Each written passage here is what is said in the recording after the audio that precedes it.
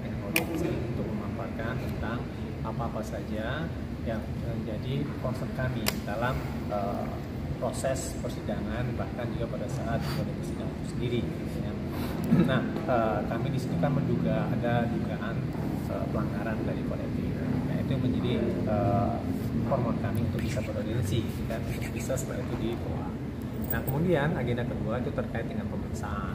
Nah, pemeriksaan ini sebenarnya lebih kepada bagaimana fakta-fakta sih pada saat persidangan atau juga di luar persidangan yang berkaitan dengan dugaan pelanggaran kode etik. Jadi stressingnya di situ. Nah, sebenarnya kan ini sangat bersinggungan nanti ya, apakah itu terkait dengan kode etik dan juga terkait dengan dugaan pelanggaran terkait dengan hukum acaranya. Nah, jadi dua hal itu yang kami stressingkan. Nah, kami memang mendalilkan bahwa ada dugaan terkait dengan persoalan perlakuan yang tidak adil ya, kepada kami ya, dari kuasa hukum dalam proses persidangan. Kemudian yang kedua dugaan dari ketidakprofesionalan dalam pemeriksaan persidangan.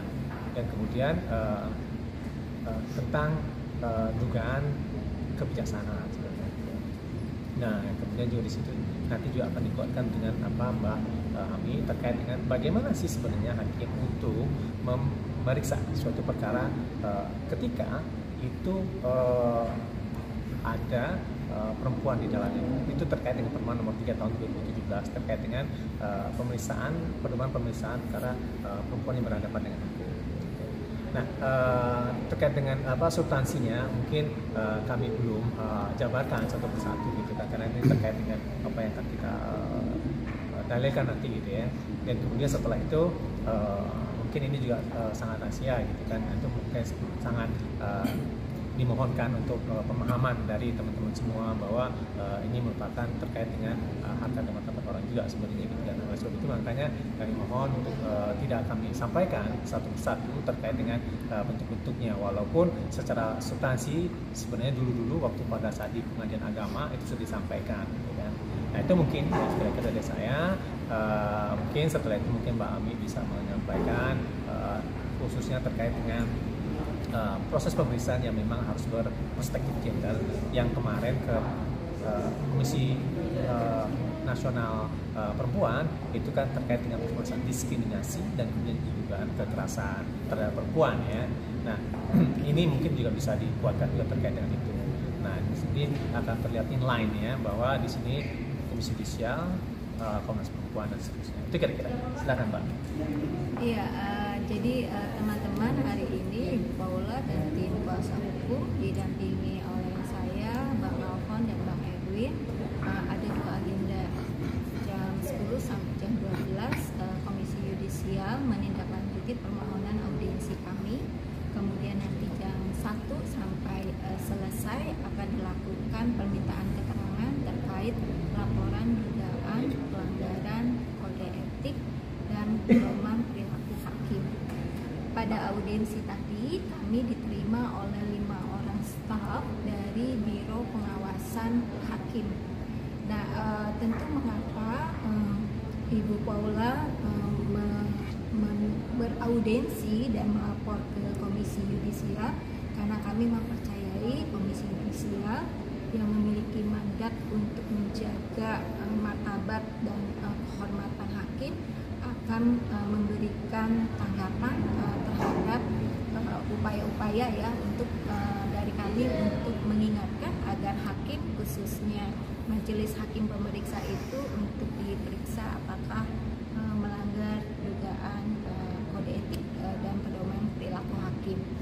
Nah, untuk tadi kami memang sudah menyampaikan poin-poin besar terkait dugaan pelanggaran kode etik, seperti mulai dari berperilaku adil, berperilaku misalkan memperlakukan secara setara, kemudian tidak berpihak dan seterusnya ya, profesional gitu ya, yang nanti akan ditindaklanjuti atau didalami oleh petugas pemeriksa terkait hal itu. Nah, tadi juga disampaikan bahwa proses laporan di Komisi Yudisial itu selain dari pelapor bisa juga dari masyarakat umum, dan prosesnya akan dilakukan telaah dan pemeriksaan. Jadi tahapan dari pengaduan Ibu Paula ini memasuki setelah administrasi gitu ya, ini memasuki nanti jam 1 itu adalah memeriksa keterangan ya terkait dengan dugaan tadi. Nah tentunya kami mengharapkan ini menjadi konsen, termasuk adalah isu perempuan yang berhadapan dengan hukum.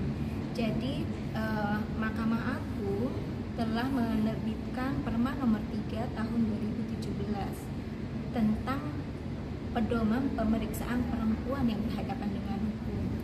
Siapa perempuan yang berhadapan dengan hukum? Yaitu perempuan yang menjadi tersangka, terdakwa, saksi, korban, dan para pihak.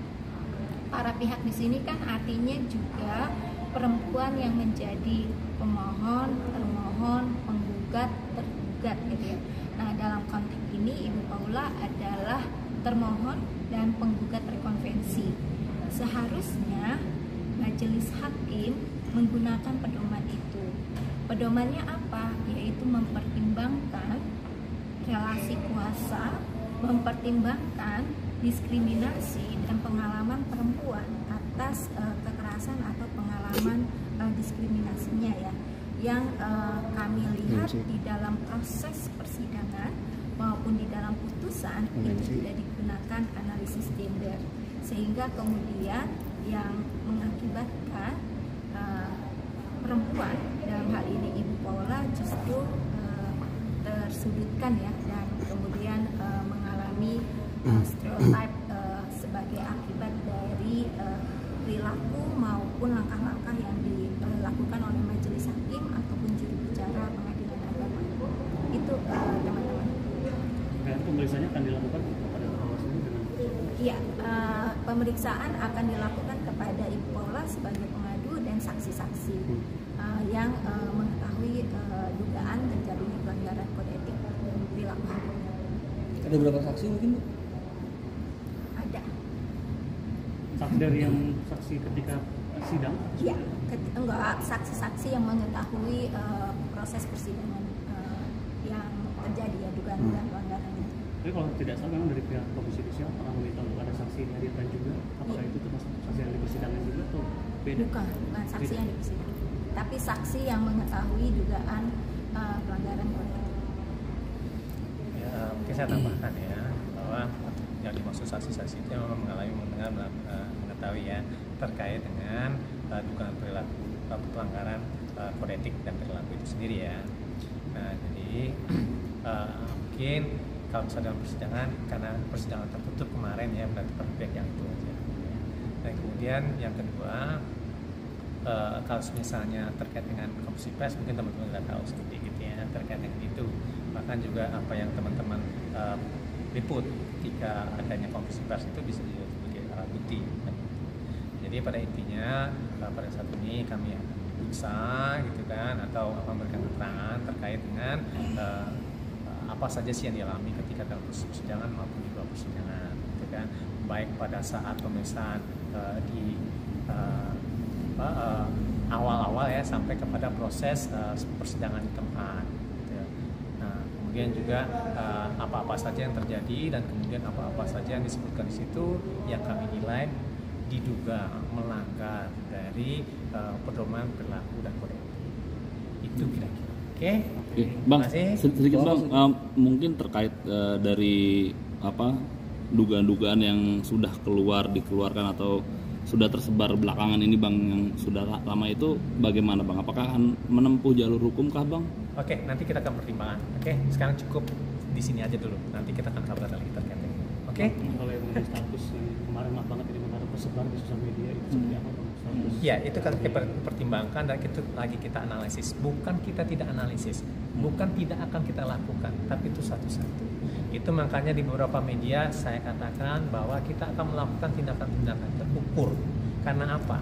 Dari pada saat persidangan sampai detik ini kami masih mempertimbangkan, berbicara sangat hati-hati, karena kami ingin menyampaikan bahwa kedua orang tua atau para pihak di persidangan ini adalah orang baik.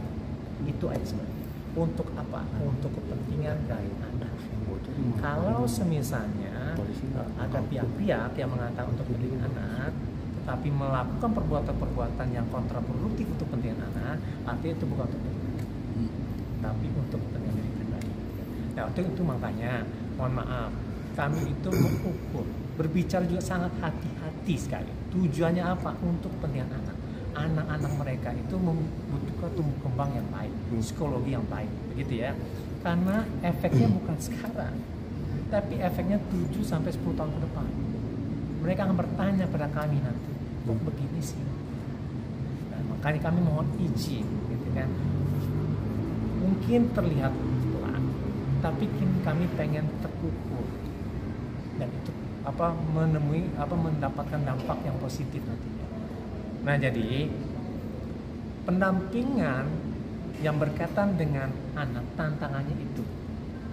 Kalau semisalnya untuk pendampingan advokasi lebih keras gitu kan, kita bisa mengumbar, kita dengan cepat mengatakan, bahkan juga dengan standar-standar yang lainnya dengan standar advokasi. Tetapi ini berkaitan dengan anak. Oleh sebab itu makanya kami sangat menjaga dan kami ingin mengatakan bahwa kedua orang tuanya baik. Jadi mohon ya teman-teman ya, kami mohon sekali bahwa ini untuk kepentingan anak-anak mereka. Udah gitu aja. Bang, mungkin sedikit Bang untuk draft-draft yang sudah bocor di akun IG Instagram tersebut, apakah akan melaporkan Bang? Ya itu nanti kita akan sampaikan ya. Kami sudah memikirkan itu, gitu kan. Dalam artian apakah ini bagaimana, kita sudah diskusi. Di antara kita dari tim sudah berdiskusi. Bukan kita belum diskusi, kita sudah diskusi. Tapi kita ingin mengukur dan itu tidak terdampak pada hukum.